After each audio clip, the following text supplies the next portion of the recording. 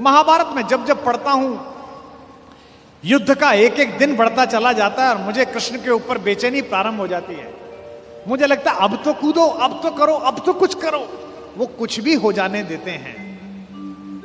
जब नारायण श्रीहरि ऊपर से नीचे चले, राम के अवतार के बाद मर्यादा पुरुषोत्तम बड़े ठाकुर के अयोध्या से विदा होकर साकेत पहुंचने के बाद ये योजना बनी कि अब छोटे ठाकुर को नीचे भेजा जाए, तो सारे देवी देवता, सारे नक्षत्र भी पृथ्वी पर चलने के लिए आतुर हुए। सदा ऐसा होता है। शेषनाग आ गए थे लक्ष्मण के रूप में, सब लोग नीचे आ ही जाते हैं। सूर्य भी तैयार हो गया, इंद्र भी तैयार हो गए, सबने अपने अपने अंश भेजे पृथ्वी पर। इंद्र का अंश कौन है? अर्जुन है। सूर्य का अंश कौन है? कर्ण है। एक देवता ऐसा था जिसने कहा जी मैं तो जा नहीं रहा, तो भगवान ने कहा अपने लड़के को भेज दे।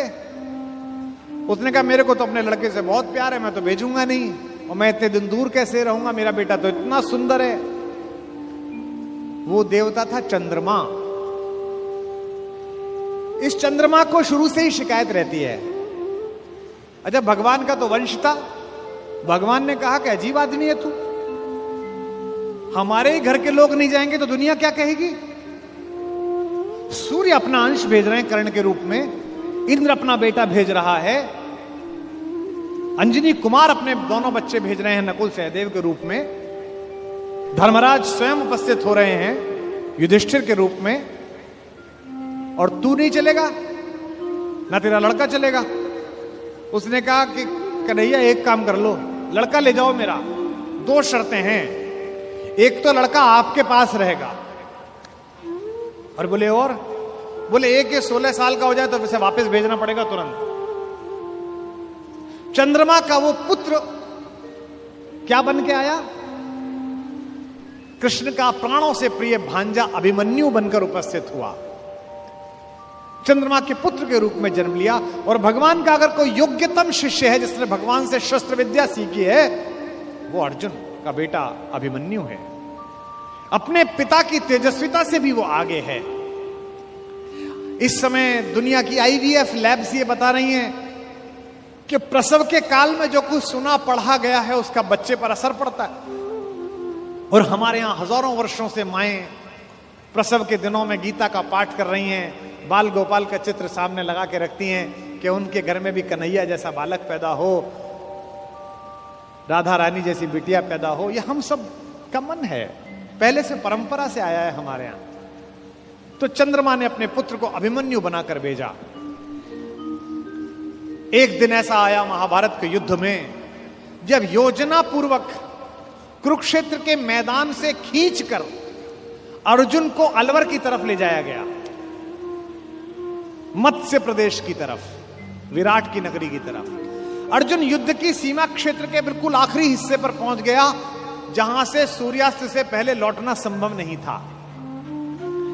अब यह पांडवों के शिविर में चर्चा का विषय बना कि ये जो चक्रव्यूह सजा दिया गया इसे तोड़ेगा कौन? किसी को नहीं आता तोड़ना, इसमें घुसना ही नहीं आता, केवल अर्जुन को आता है। तब अभिमन्यु ने कहा कि ताऊ जी मुझे इसमें घुसना आता है, क्योंकि जब पिताजी मां को यह बात सिखा रहे थे तो मैं गर्भ में था और मैंने ये विद्या सीखी थी। तो बोले बेटा बहुत अच्छा है, फिर निकलना भी आता होगा? बोले नहीं, जब तक उन्होंने इससे बाहर आने का मार्ग बताया तोड़ने का, तब तक मां सो गई, तो मैं बाहर निकलने का नहीं सीख पाया।